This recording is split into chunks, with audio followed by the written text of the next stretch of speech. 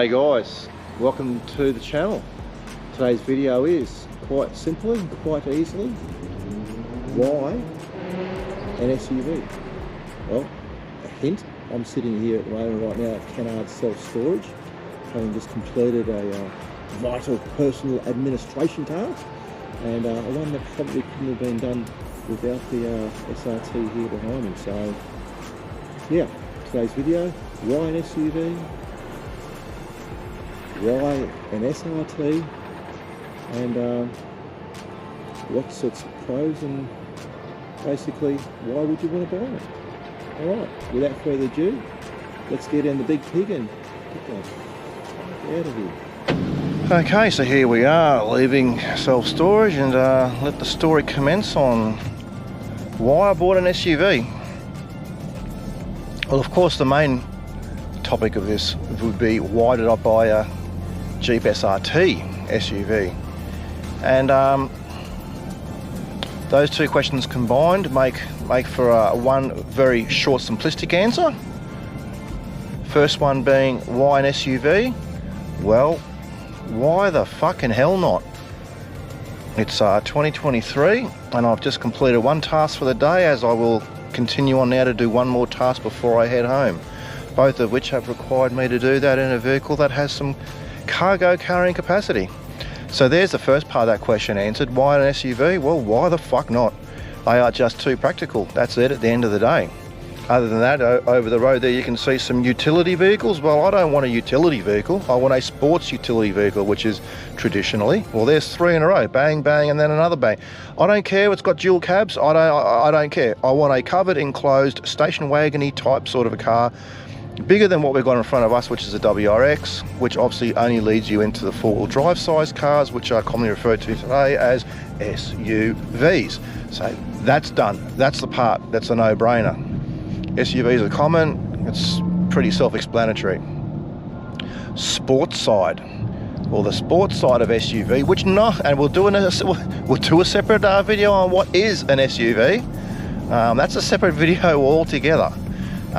But the sports side, well, it had to be an SRT. A Jeep Grand Cherokee Summit, a Jeep Grand Cherokee Overland.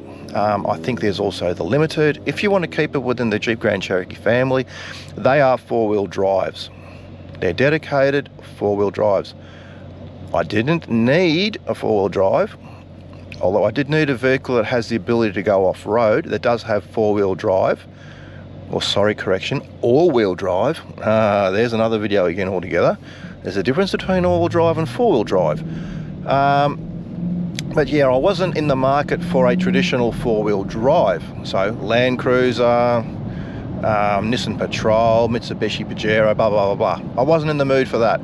Yeah, I've done four-wheel driving in the past, and you know, we may revisit that at some stage in the future, but in this particular instance, no. I needed a utility vehicle. I needed something that was a family vehicle. I needed something that would make the missus happy, because chicks just love the big cars, don't they? They love them. And I needed it to be sporty. So that only left one option: SRT. Well, that's in Australia.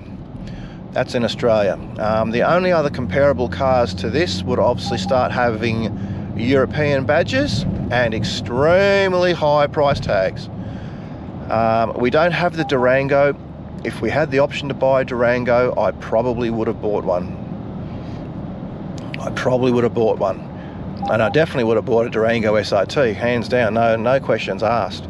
But we don't have that as an option here in Australia, unfortunately, so Jeep Grand Cherokee SRT it is. Otherwise, you're getting something with a Euro badge, and that's where we start coming into things like bang for your buck.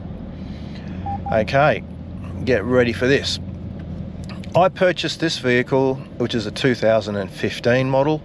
I purchased it in 2019, so 4 years old, 50,000 kilometers on it, and I walked out the door $50,000 cash.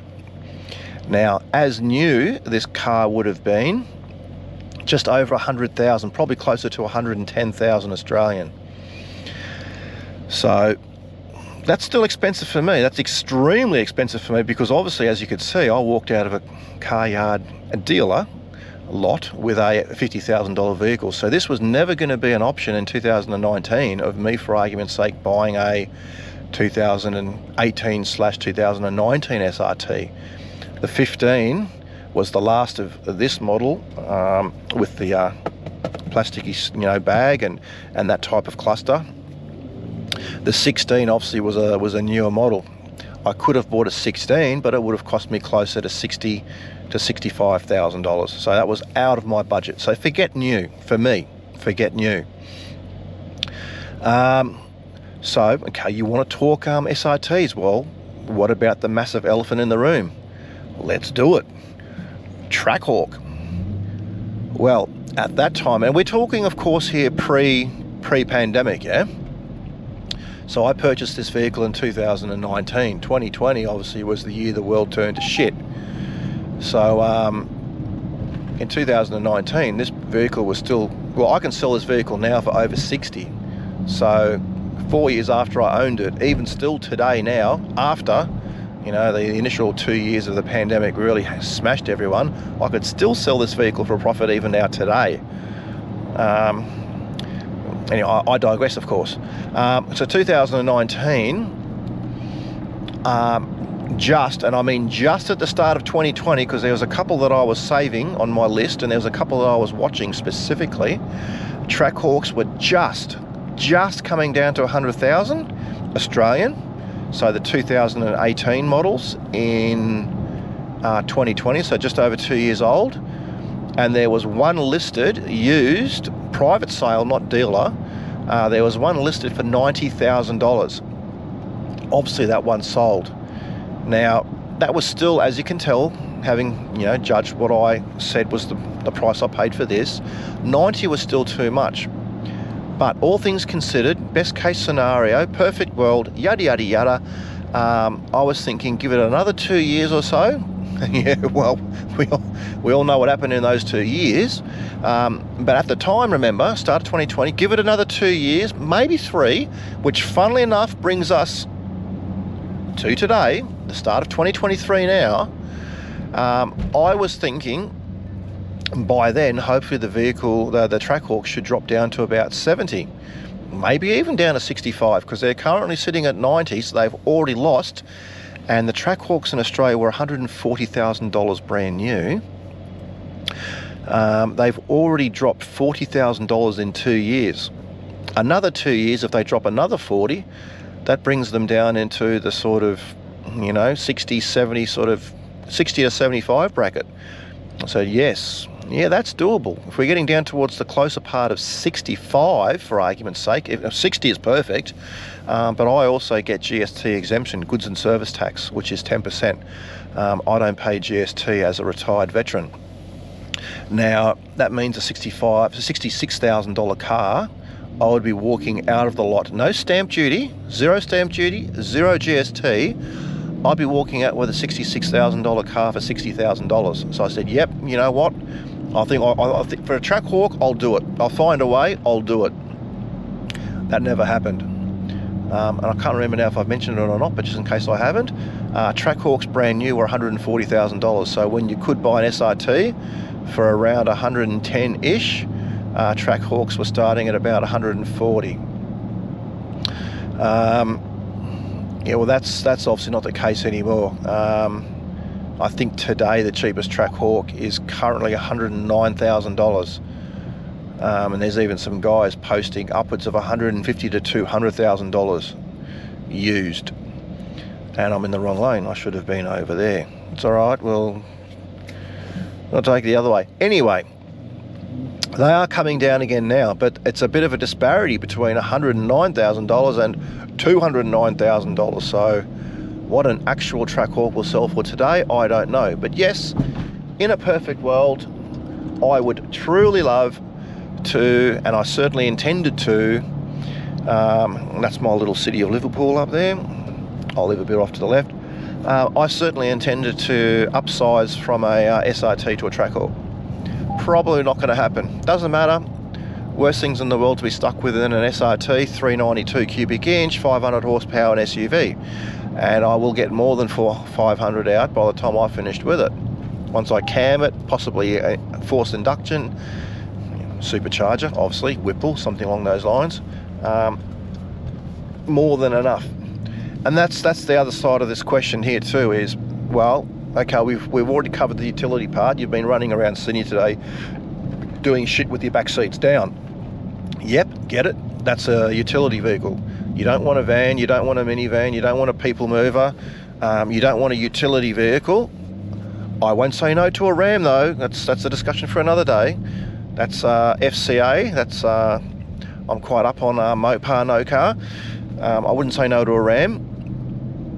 Cross that bridge at another day. But no, I definitely wanted an SUV. So I've got the utility side, check. I've got the sports side, check. 500 horses is more than enough for me.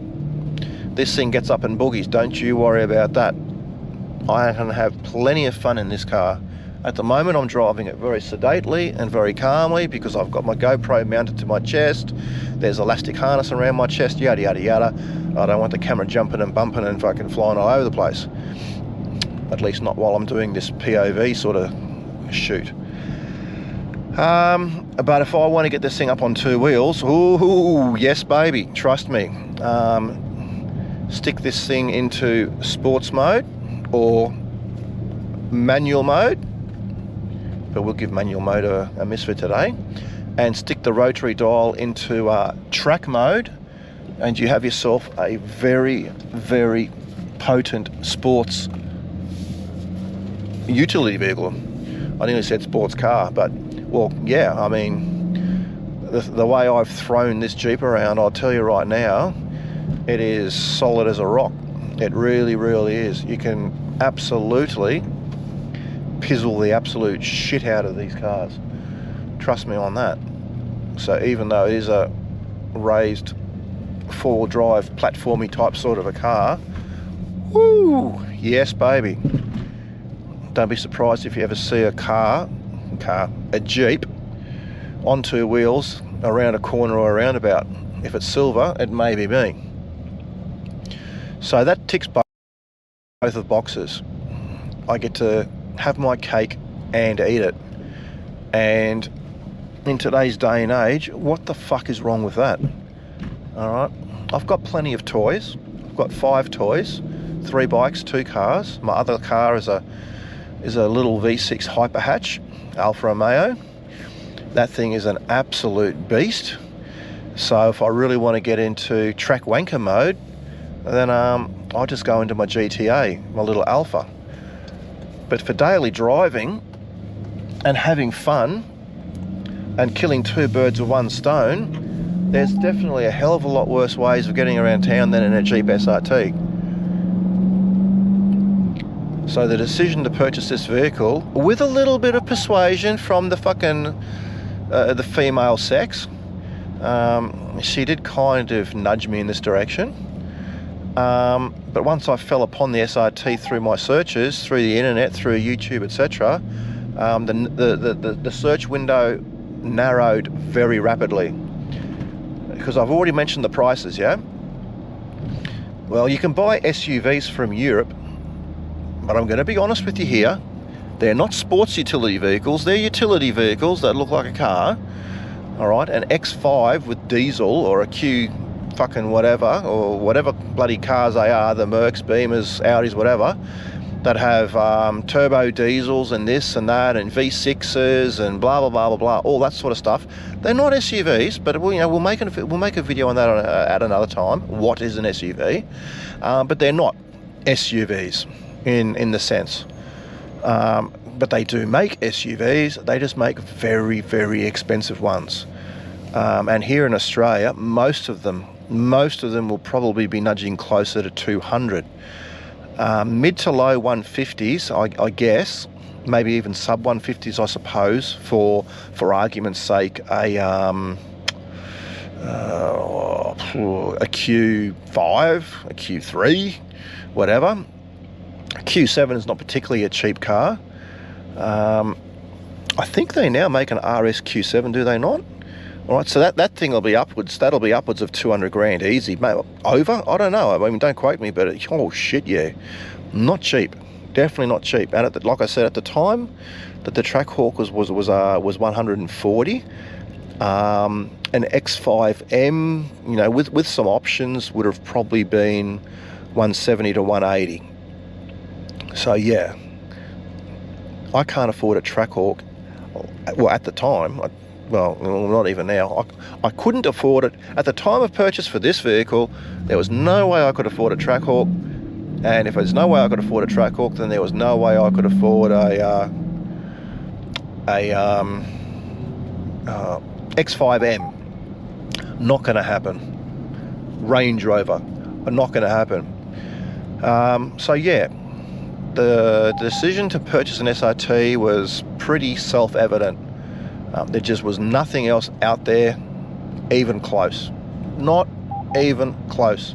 And just because the vehicle had a V8, okay, what's what, XC90 for argument's sake, yeah? All right, XC90 is not an SUV. An XC90 is as much of an SUV as a 5.7 litre Grand Cherokee. All right, it's got a nice little burble, makes a nice little noise if you put the right exhaust on it. But a 5.7 litre fucking Jeep Grand Cherokee is no SRT. Not even close. Not even close. Forget about it. So yeah, you know, even if a all-wheel drive raised vehicle had a V8 in it, doesn't mean I was going to buy it. No, definitely not. So getting very close here now to Moorebank Sporties. Going in there to empty out about half a dozen worth of grocery bags of cans, cash in a whole fucking $15 or whatever. It's more so for saving the planet than making any money. But that will probably conclude this video. So what did you pick up out of that video? Why did I buy an SUV? Why did I buy an SRT? Well, because those sort of cars don't float my boat. If I'm going to buy that sort of a car, I'll probably buy a Ram at some point in the future. But that time is not now. So SRT it was, because another option there was not. Not without doubling the price.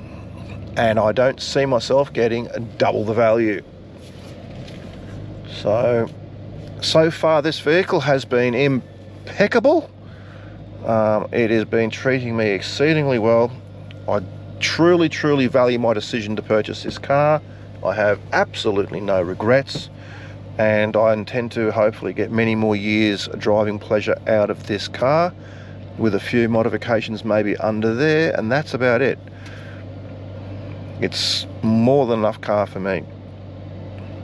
It is very sporty, and I've just completed today's utility task. Check. All right, guys, thanks very much for joining me, and I shall see you on the next video, whatever that may be, whatever vehicle that may be. But for now, zig out. Cheers, guys.